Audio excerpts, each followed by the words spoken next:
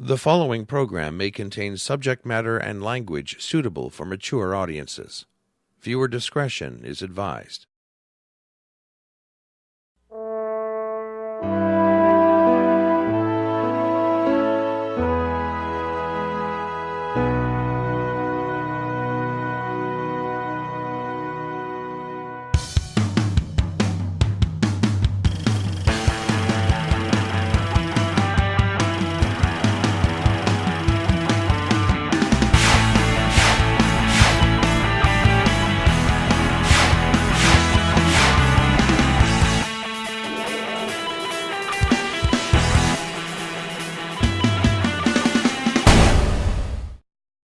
Hi there, and welcome to another episode of The Meltdown. His name is Jeff. And his name is Norm. And we are your co-hosts, each of us, which make up one host. So we're one complete host and two separate co-hosts. And Today we're kind of talking about dating, online dating specifically. And, you know, that's, have you ever gone on a date?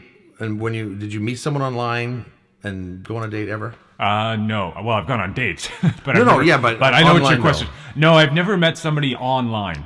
No, I have not gone through that process ever in my life. Okay, I have a few times. And I don't really have any horror stories because, you know, I would like to think that I carefully vetted the people, although you never know. Yeah. But by conversation, you can learn a lot about people. You can learn a lot about them by, you know, the kind of punctuation they use, or, you know, their sentence structure. You kind of know, you know, where someone's at, right? Yeah. And I actually went on this one date once with a marine biologist. Wow. And we went to this nice restaurant, and of course, you know, I'm an actor and a comedian or whatever, and, you know, she's a marine biologist, so, you know, the likelihood that we'll have anything in common is pretty much nothing, which it was, because we sat there, and, you know, she talked about her marine biology, and I listened. And I like science. I love science. Yeah. And I was hoping that there was something there, but there was nothing there. And at the end of the day, we finished our dinner, and we said, well, you know, we don't need to see each other again. You know, and it's one of those things. And if you're careful, and when I say careful, you know, if you're going to be meeting with someone online, meet them in a public place. Nothing could be more important than that. And they even say that for things like if you're selling something on Kijiji or whatever, right? Yeah. Do your transactions somewhere where you're, you know, in public, where you can be seen, where there are witnesses, just in case somebody tries something. Because you never know. You got to be careful.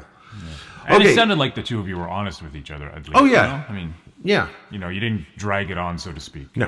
You know, no. So you're honest with it. Honesty is important. Yeah. It was just kind of funny how we both knew pretty much, you know, probably after we met, that this ain't going anywhere. So, whatever. I'm happy where I am today, so it all worked out for a reason, right? Yeah. Today on the show, we're going to be looking at some interesting facts about online dating, and of course, Lou Saracino will be here with a Meltdown Minute, and then we're going to hear some actual people's dating horror stories. So stick around for that. So, Jeff, why don't you take us to our first segment? Okay, it's time for some Meltdown fun facts. Yay!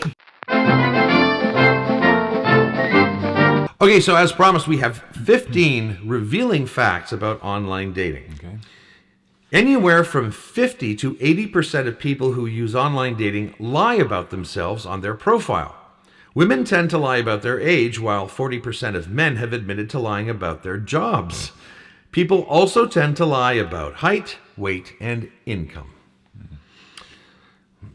That's interesting. It's interesting, but it sounds extremely realistic. Well, if you want the relationship to work, that potential partner is going to find out what the truth is eventually, so what's the point? What's the point? It's just people always want to impress. And you know, I think some people go into dating with, you know, that's probably not going to work anyway, so I'm just gonna flub a few things. Yeah. You know, that's what I think. I mean, it's one thing if you say, okay, I'm 6 feet tall, but I'm going to tell her I'm 6'1". I mean, that's not so bad, you know. You're not 6'1". Look at you. You lied to me. You're right. I'm only 6 feet tall. I hate you. All right, here's another one. According to eHarmony, online dating users are 52.4% men and 47.6% women. Although this statistic obviously varies from site to site, it still indicates a pretty even representation. Yeah, that makes sense, right? Yeah. Here's another fact. Online dating is for everyone. The number of 18 to 24-year-olds who use the services nearly tripled from 2013 to 2015 from 10% to 27%. Likewise, while only 6% of 55 to 64-year-olds used the services in 2013, 12% use it today. That doubles their senior users. All right, here's another online dating fact. Statistics from OkCupid and Tinder show that black women and Asian men are the groups that potential daters avoid the most.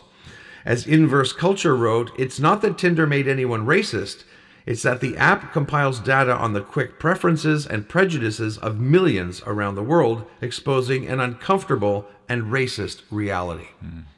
Here's another fact. We all get by with a little help from our friends, and 1 in 5 people ask for help from a pal to set up their online dating profile. Frankly, more people could tap into their social circle for advice. Okay. And here we go. Here's another fact. Women are more likely to ask for help with their profile, with 30% of women asking a friend to review their stats. Men? Well, only 16% of males reach out for a second opinion. That's because us guys think we know it all, right? No one's going to tell me what to say. No way. I'm a man. All right. I'm a man. Yes, I am. Yes, I am. Can't help but loving you.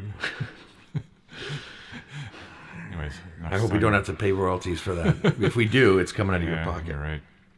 Here's another fact. Tinder, Match.com, and OkCupid are all owned by the same umbrella company, Match Group, Inc.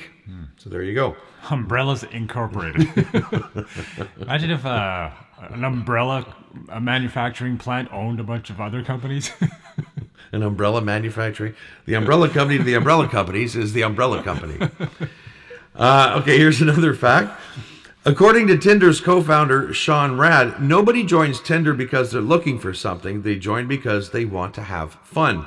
The co-founders modeled the Tinder interface off of a deck of cards, noticing that the tendency when playing is to interact with the top card by throwing it to the side. So, you know, the swipe right, swipe left, that's what they're talking about. Right. And I have no idea, I've never used those apps, but, you know, now it's a part of our culture, the swipe left, swipe right. Everybody, you see it on TV shows now. Here's another fact. Whitney Wolf, who previously served as vice president of marketing at Tinder, left in 2012 and filed a sexual harassment lawsuit against the company that was later settled out of court. Wolf ended up founding Bumble. And if I knew what Bumble was, I'd go, isn't that interesting? I think I've heard of it, but I have no idea what What it is it? I don't. I think it just you know, you read blah blah blah Bumble, and then you don't sort of do the research. So maybe I have never heard of it. Well, it took you a long time to get there. I just came out simply said, I have no idea what it is. Jeff said, I think I know what it is. And then he goes full circle and says, yeah, I don't know what it is. So you Exactly. Yeah. So you just took a longer road than I did. No big deal. Here's another fact. Grindr preceded Tinder as the first major dating site that was primarily a mobile app and that used GPS and a basic profile with a photo. So you could actually find people, right? I want to hook up with this person now. Where's the closest person? And then boom. The weird, strange world we live in. Here's another fact. Conventional wisdom dictated that straight women would never use a dating app similar to Grindr for a variety of reasons, such as safety and harassment concerns and less interest in hookups. However, Tinder's match feature partly eliminates this problem. All right, and another fact, OkCupid is responsible for about 40,000 first dates every day. Think about that, 40,000 dates a day. I mean, I couldn't do that myself.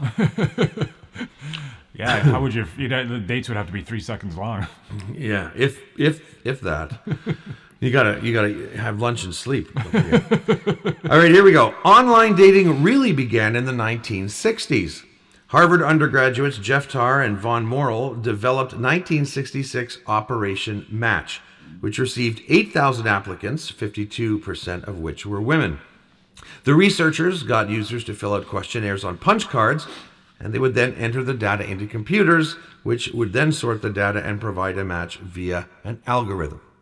That was certainly a popular subject on TV shows. I know Bewitched had an episode, and then other shows from the 60s. They all seem to do at least one computer dating episode. Get Smart did it. Yeah. That was the thing, right? That was a novelty. So yeah, that was definitely part of a lot of 60s TV shows.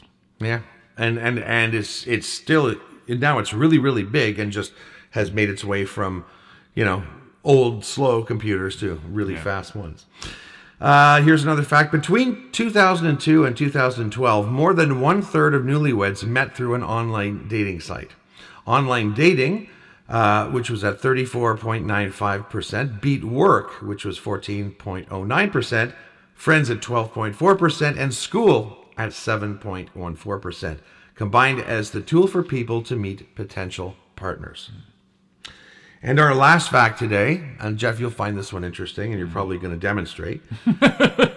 According to OkCupid's research on its own users, men's profile pictures are more successful when the men look away from the camera and don't smile. Oh, I mean like this? Like that?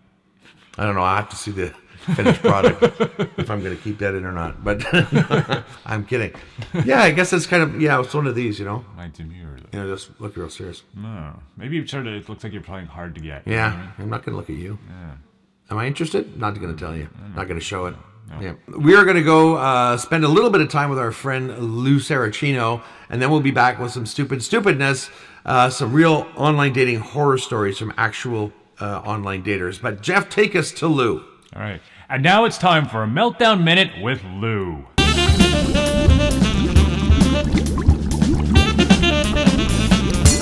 Online dating is super weird, folks. I don't really get it. And I mean, I will say this, dating in and of itself is pretty weird already, but it's amazing to me with the advent of all these apps how much it's changed, right? When I was a young man, if you wanted to meet somebody and you were at a bar with your friends and you saw a woman who you thought was attractive or interesting or whatever, you'd have to devote your time, your emotion, and your energy to making a connection with that person.